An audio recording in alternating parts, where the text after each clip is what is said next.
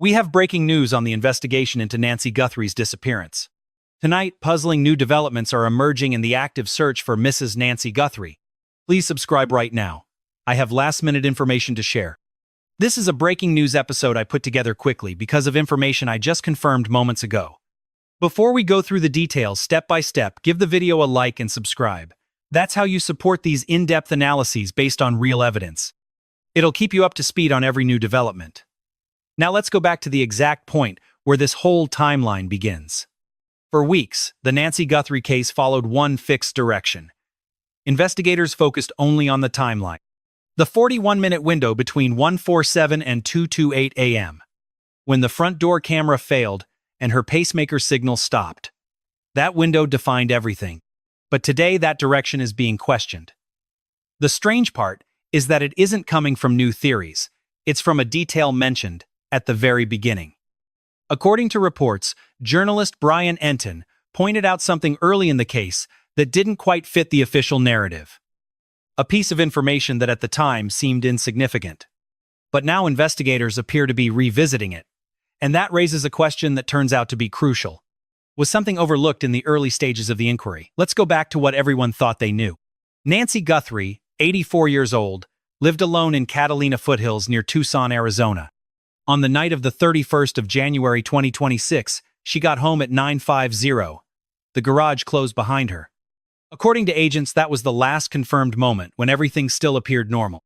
There were no calls for help and no emergency calls for hours. But early the next morning, the fateful sequence began suddenly. At 1:47 a.m., the front camera shuts off.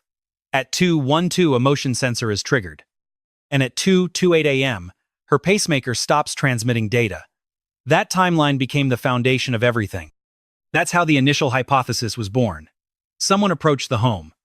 At some point, they forced their way in. There was an encounter inside, and Nancy was taken from her home within that 41-minute window. That was the framework the experts worked with.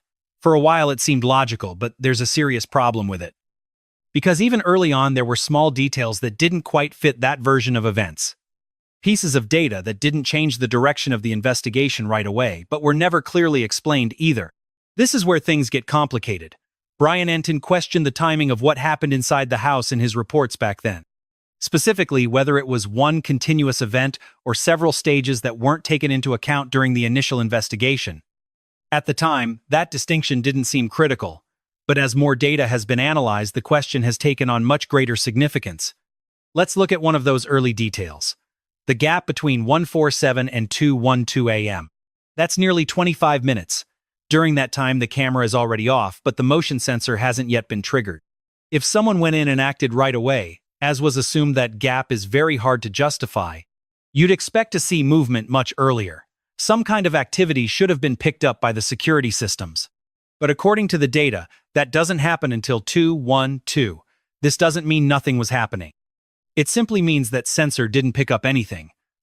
But for detectives, gaps in time like this are extremely important.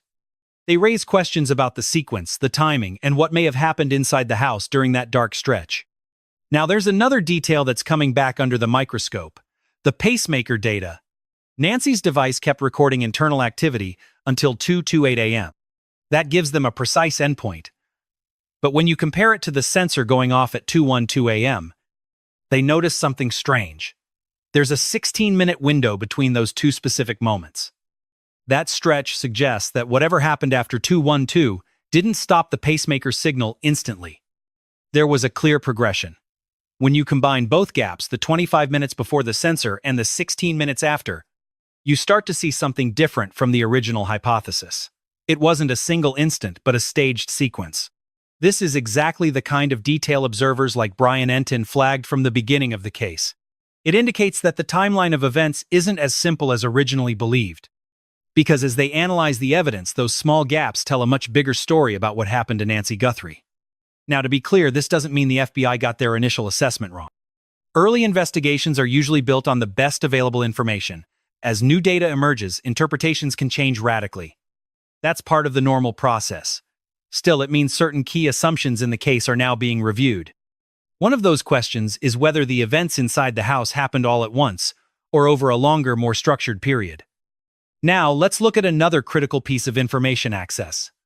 According to investigators, there were no clear signs of forced entry. That detail has held firm. It suggests that whoever entered the property may not have needed to force the locks to get in. Now, when you put that together with the timeline, a new layer of mystery appears. If they got in without violence, the interaction at the door becomes crucial. Did someone open the door willingly? Was there some prior recognition? Was there more than one point of contact at the scene? These are the questions that come up when the timeline shows multiple stages instead of a single sudden event.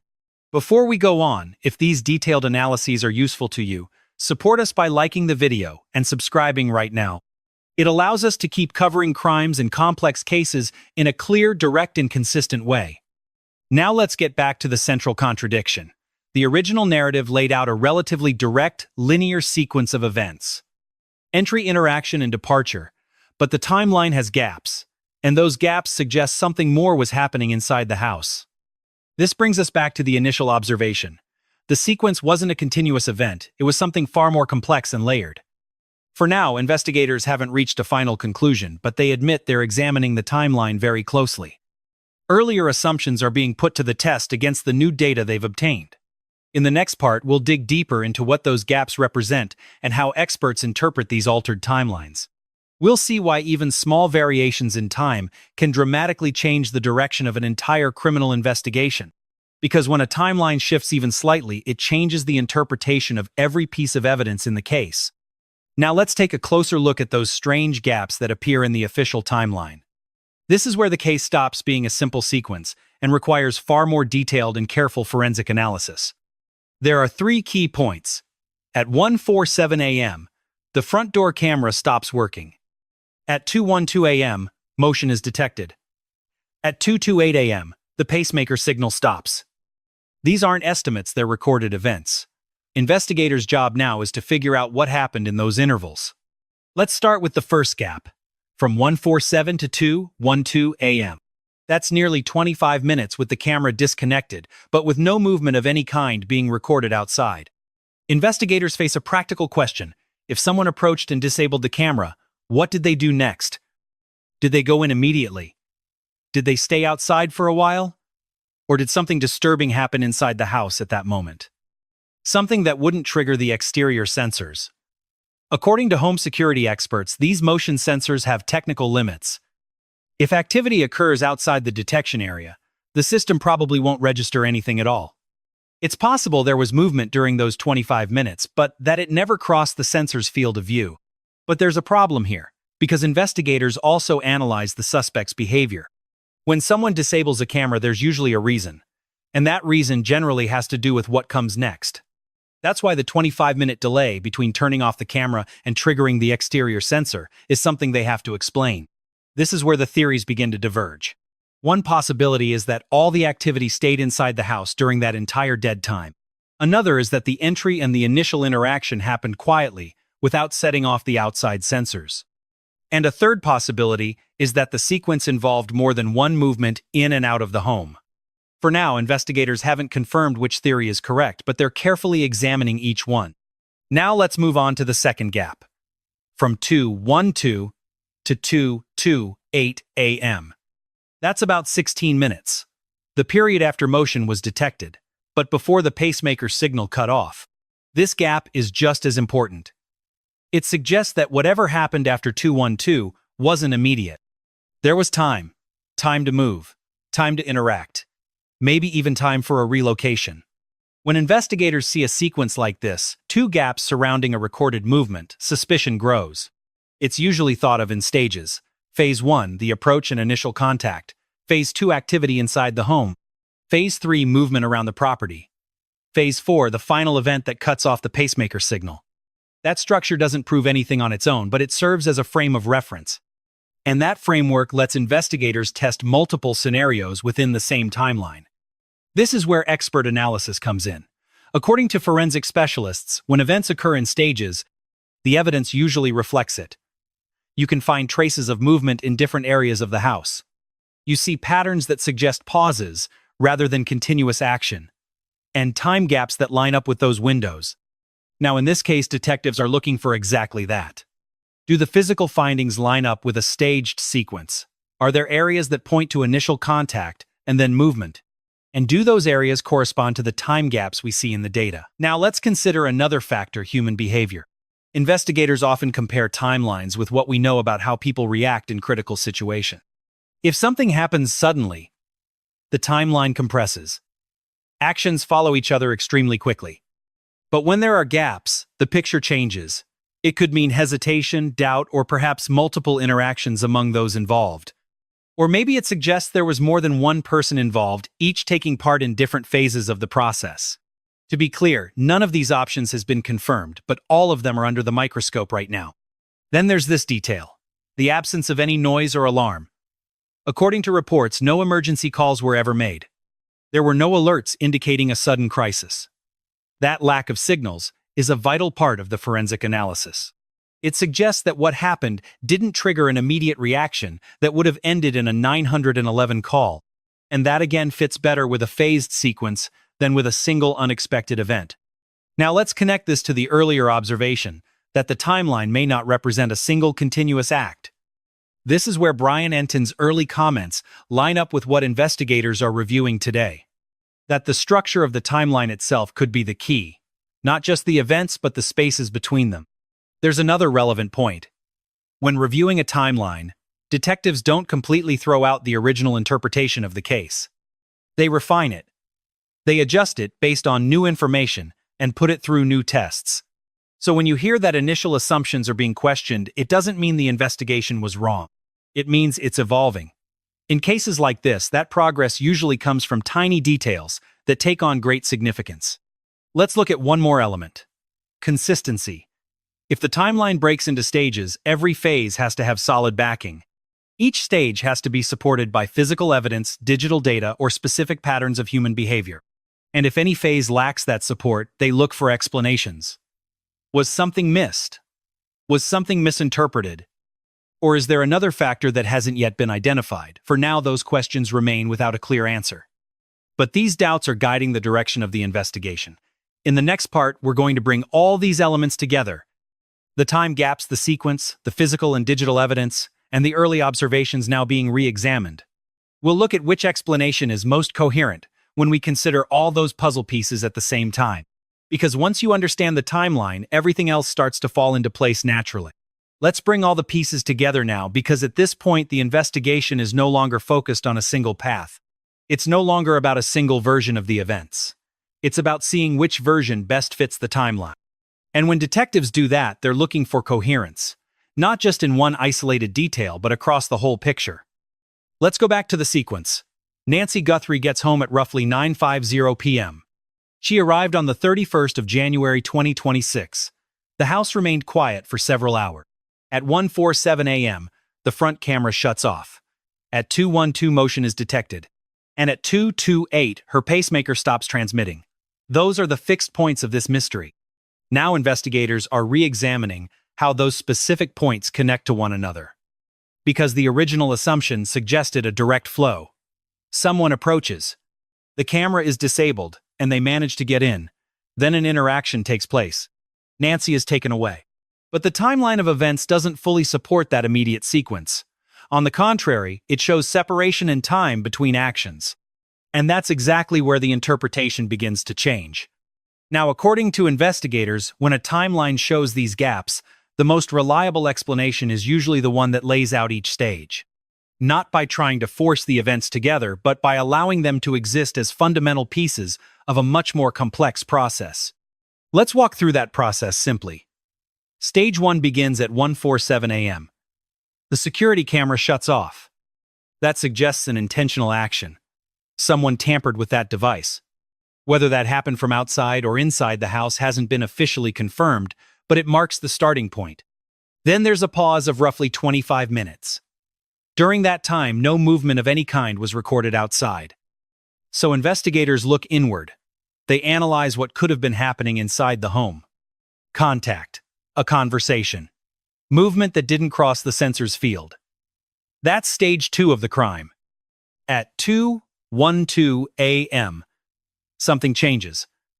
Motion is detected on the property, suggesting activity outside the house. maybe toward an exit, possibly involving more than one direction in how those involved moved.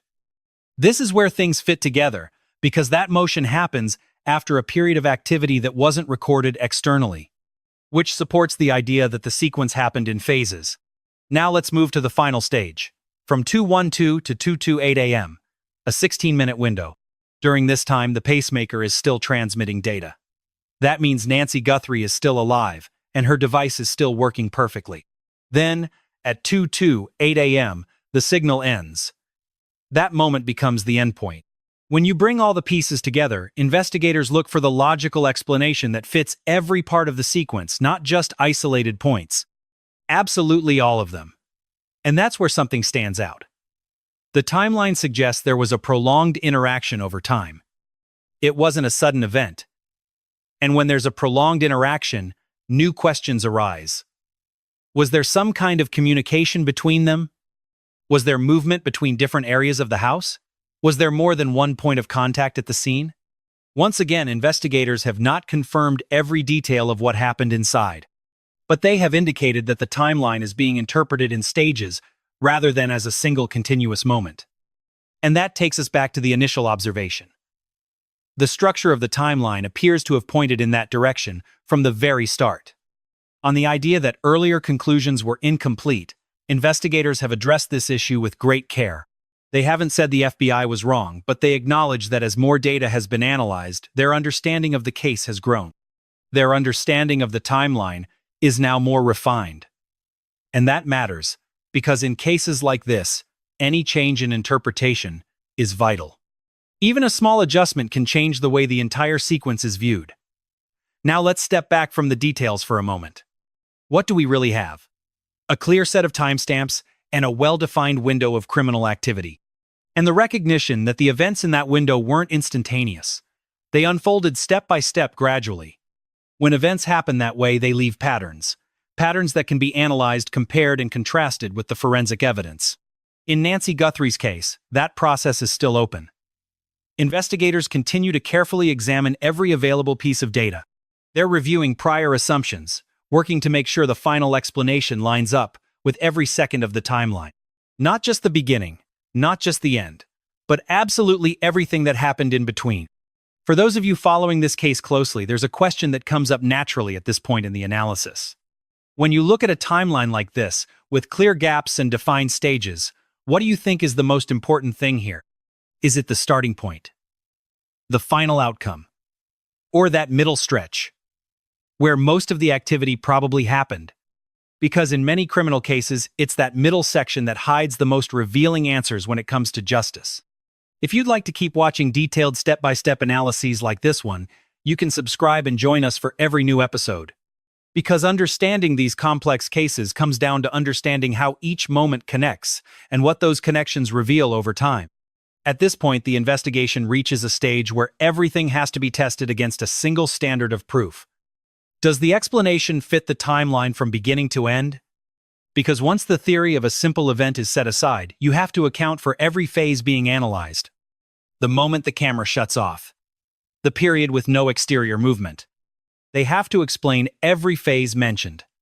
The instant the camera loses signal and the time without any recorded outside activity. The motion detected on the property, and that final instant when the pacemaker signal stops completely. Each one of those points has to connect logically. Now let's see how investigators begin testing this. They start by linking behavior to timing, not based on assumptions or simple possibilities, but on actions that could have actually happened during those intervals. So at 1:47 a.m., when the camera shuts off, a direct question arises. What kind of action would cause that? Was it disabled manually? Did someone block the lens? Or was it tampered with from inside? Each of these possibilities sends us down a different path. If it was disabled from outside, that suggests someone was already standing right at the door. If it was from the inside, it indicates the interaction may have begun much earlier than thought. This is where the timing becomes important, because the next recorded event doesn't happen until 2:12 a.m. That's a 25-minute gap with no detected movement outside. So investigators ask what activity could have taken place inside without setting off the exterior sensor. A conversation movement between rooms, interactions that took place only in the interior spaces. This doesn't tell us precisely what happened, but it does dramatically narrow the range of possibilities. Then at 2:12 a.m., motion is detected. This marks a shift from internal activity into the sensor's field. And that transition is vital, because it suggests there was a drastic change in position, perhaps a movement toward the exit, or perhaps motion in more than one direction. Now we enter the final 16 minutes from 2:12 to 2:28 a.m. During this stretch, Nancy Guthrie's pacemaker is still transmitting data, a detail many tend to overlook. But it matters because it shows that what happened wasn't instantaneous.